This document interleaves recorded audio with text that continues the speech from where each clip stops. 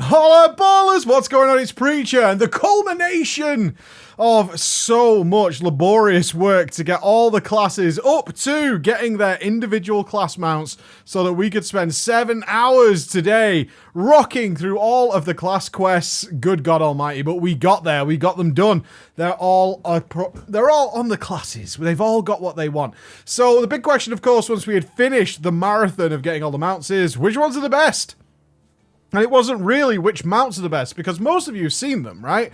And you've probably seen them around Dalaran now, so you kind of get the idea of what they look like, even if you'd never seen them since they were revealed at BlizzCon. So this ranking is going to be based on the quests themselves, obviously with some footage of the mounts for any that you might have missed, and that kind of thing. Don't worry, I won't go into spoilerinos, like wreck them for you, but obviously I have to talk about the quests in some way, so if you want to know absolutely nothing, then fair enough. Then fair enough. Alright, let's get started, because we've got a long way to go.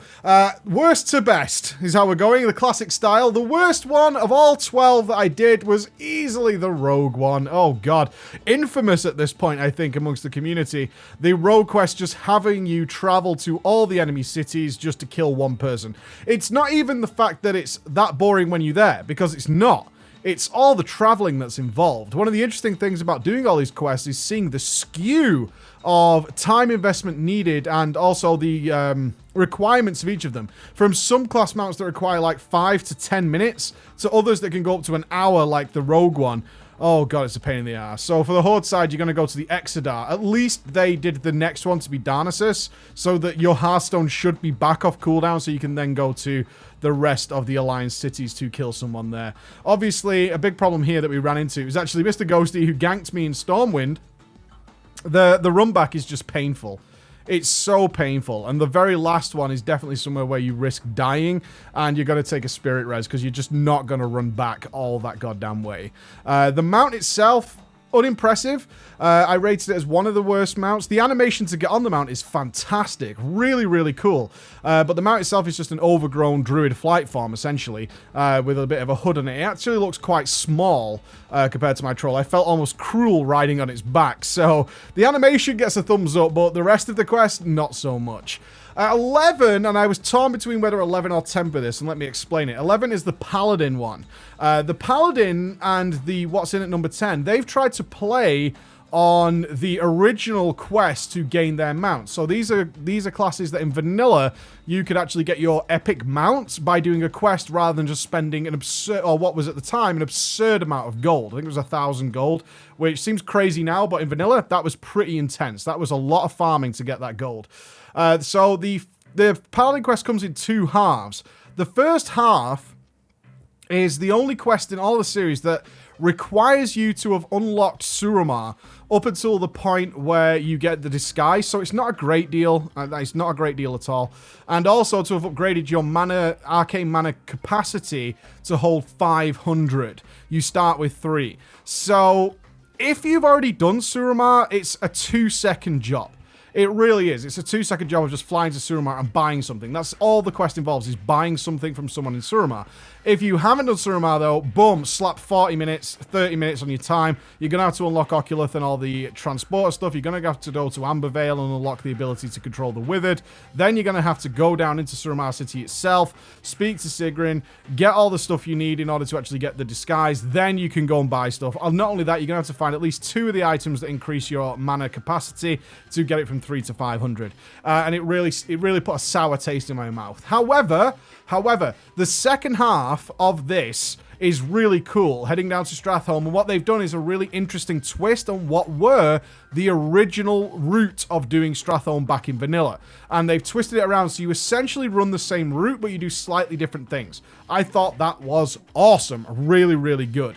Again, the unfortunate side is that the mount itself is kind of plain. It's not terrible. Some people are calling it terrible. I don't believe it's terrible at all. I think it's just fine. It doesn't seem to stand out against the pack, though. It doesn't stand out against the pack, and no real multicolors compared to everything else either. It's kind of flamboyant, kind of paladin-y, but I would imagine most people are going to choose something else over the paladin mount. But again, entirely subjective. What my opinions are of the mounts is really irrelevant, because you guys can decide what you like and what you don't. At level 10 then is probably number 10, as most people probably guessed, is the Warlock. The Warlock again fell into this trap like the Paladin. It requires mundane resources, like going to the auction house and buying things. So does the Paladin one. Not only that, it requires a Legion Assault. So if you wanted to log in and get it done, so you've just unlocked the quest, you've just finished the Broken Shores quest line, there's no assault up, you're not doing the quest. You have to do a full Legion Assault, and it's just such a pain. At this point in the game, it's such a pain, because they're not that interesting after a while. They're world quests with a scenario at the end. At the beginning, they're great, fine. A lot of people farm the death out of them, and we know that you're going to be checking a website to see when the next one's up, unless you're lucky enough. We planned our day to have an invasion up while we did this, because we were forewarned you're going to need an invasion to do the Warlock one. Unlike the Paladin one, though, this is why it was a bit of a torn between 10 and 11, is the final scenario with the Warlock is okay. It requires you to know what your pets do. I liked that. I really like that. It does require you to know what your pets do, which ones dispel, which ones can seduce, this kind of thing. You need to know that when you're doing the final part of the mission in order to get your mounts. But the mount itself, similar to the Paladin, it's alright. It looks quite cool. It's got some great detail on it. It's not amazing, but it's not terrible either. Which is the way it goes. The next 5 or so, I'd say, or the next 4, are kind of the ones that fell in the middle of being okay, not great, not amazing, but alright. So at 9, I put the Demon Hunter. The Demon Hunter is very, very short. This is a 10-minute scenario at best. It's kind of cool, though. It plays into the Demon Hunter style of doing things, of going out and getting a beast. Compared to the Warlock and Paladin, though, it really feels like not much thought was put into something cool here. It was rather like, we need something for the Demon Hunter. And what you get out of it, the mount mostly is disliked. I understand that. I don't particularly like it. Some people really enjoy it. I think the run animation is ridiculous. This kind of monkey run that it does. It jumps around. Flying, it doesn't stand out too much. It looks kind of silly with its horned helmet. It was just one of those, it's like, it's alright, but again, it comes down to, is this something that I really, really want on my side? Not really.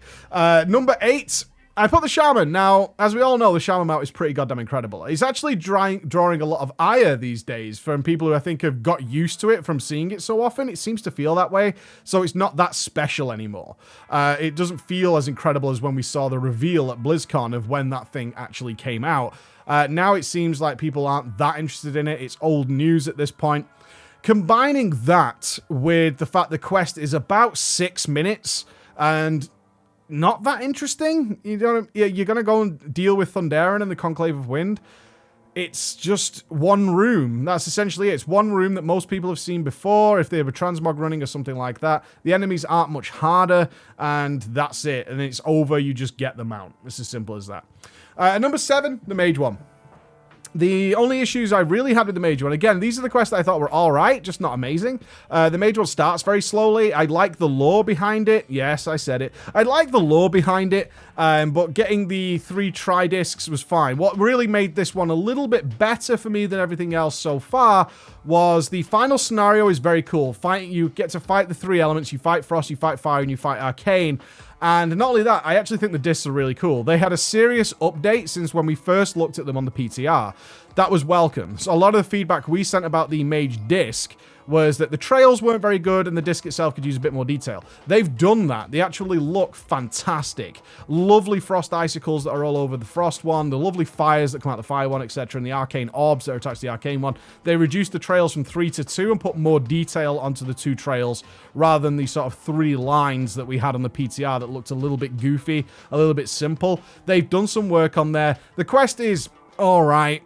The scenario is kind of cool. Again, I'm a little bit skewed on this one. Let's be completely honest with everybody, because I overgeared it so much, is that I just crushed it into the ground and didn't have to think about it whatsoever. I did do it undergeared on the PTR, though, and the quest hadn't changed, and it was all right then.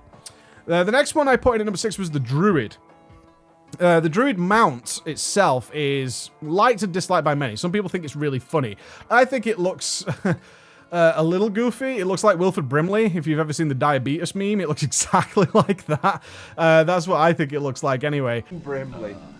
Right? And I think the most important thing he said to me was, Wilford, if you want to get better. The quest itself, though, was alright. It was about getting the wings clipped of the druids and dealing with Aviana and protecting the egg and all that kind of stuff. It all fit. Again, it was an okay quest.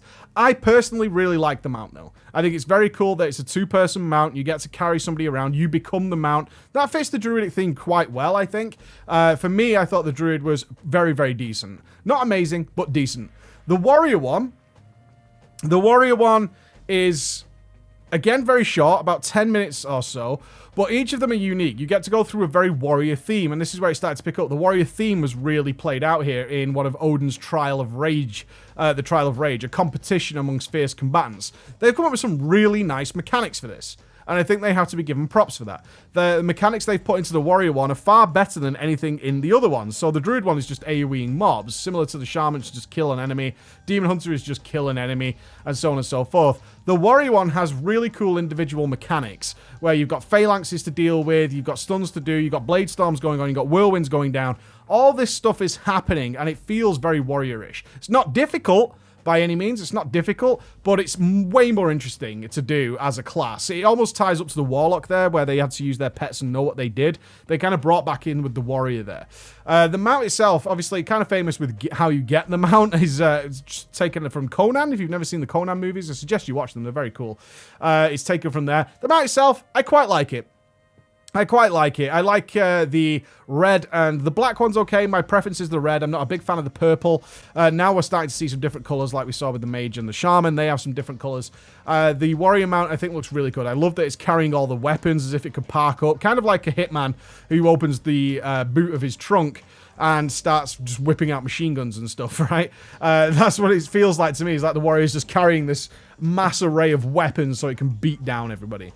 The top 4 stand out. I mean, from 5 to 4 is an enormous leap for me. I think they did so well with these quests that these are the ones that I would recommend you do on an alt. Now, considering the Broken Shore is not that fun to get through, it wasn't that fun on anybody's main anyway, but getting through it all on multiple characters is a real laborious, kind of painful process. If you're going to do any, these are the 4 I'd recommend. So at number 4, I put the Monk. Some of you might be surprised if you kind of glanced at somebody doing the monk quest, but this is one of those where I recommend you read what's going on. If you read what's going on, that quest is really good. It's so clever. It's got nice stuff going on. It's got some good puns. It's got some real interesting things happening with the characters involved. Nice exploration of the Temple of the Five Dawns, which I got lost in. I'll be totally honest, I got lost in because there's been no need for me at all to explore the temple properly, although there are multiple levels to it and multiple pathways to take across the island.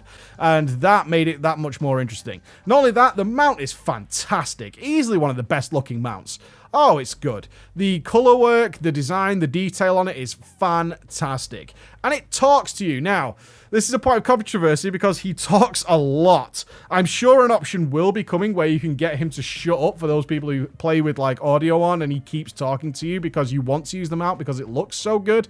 I want to give a big shout out to its flying animation where its paws glow and the keg on the back glows. It's a wonderful effect while you're flying. It feels really good. But he does talk a lot, and he gives you these pearls of wisdom, like you're opening fortune cookies or something like that. I'm going to drown to death. I'm going to drown to death. Don't worry about me, Grandmaster. I remembered my water-breathing potions. So, the monk comes in at 4. Great quest. Wonderful. The priest at 3. Really struggled with 3 and 2. Really struggled. And I dropped the priest down despite the wonderful, wonderful setting and scenario. It just, these top 4 make no sense compared to the other ones. They really don't. They're so much better. So much work has gone into them. But accessing the vault, all the voice acting that went into the priest one. The only reason I dropped it down is the actual gameplay at the end isn't that interesting. It's not, you know, there's 2 parts to it. There's the story being told and there's what you're doing during the story. Now, the story being told in the Priest one is better than what I've ranked number 2, but the gameplay isn't quite there. And also, it just kind of finishes at that point. Once you've done the gameplay bit, it's kind of over. But the setting of stuff is fantastic. Absolutely magnificent. Number 2, then, The Hunter. What a wonderful setting and great gameplay.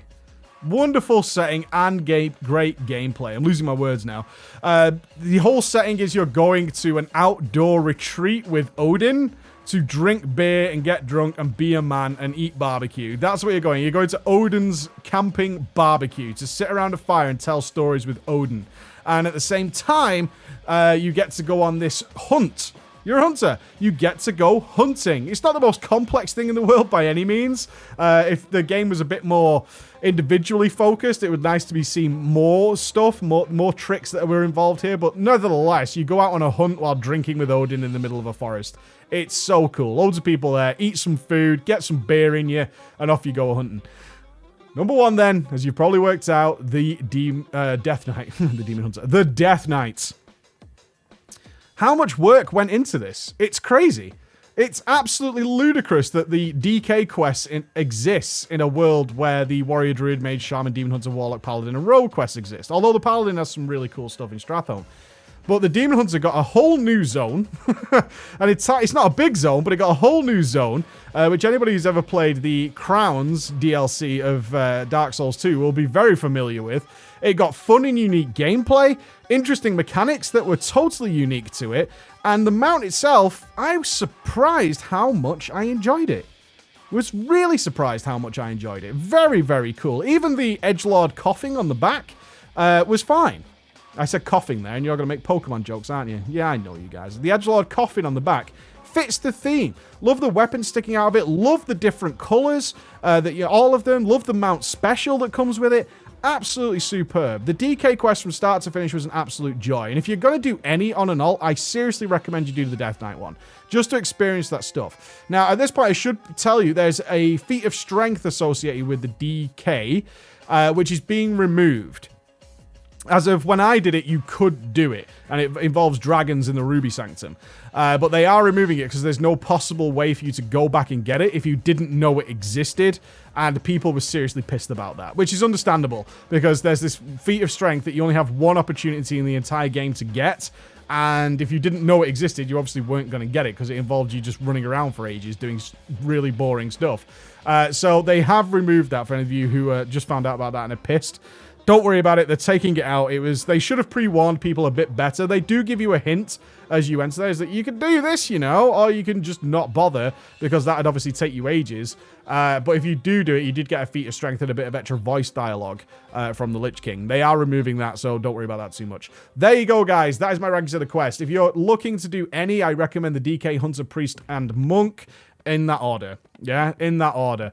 Otherwise, you can kind of skip the rest. They're not that important. If you really like Paladin lore, I would give the Paladin a go.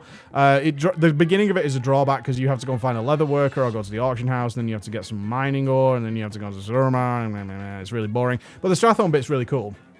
The Stratholme bit is really cool. The rest of them, take it or leave them. And the rogue one, sure, if you're a masochist and you're really bored one day and you've got an hour to throw at a mount that you're probably not going to use, depending on subjectivity, of course. Ladies and gentlemen, there you go. There's my mounts. Thank you so much for listening. I'll see you again. Bye-bye.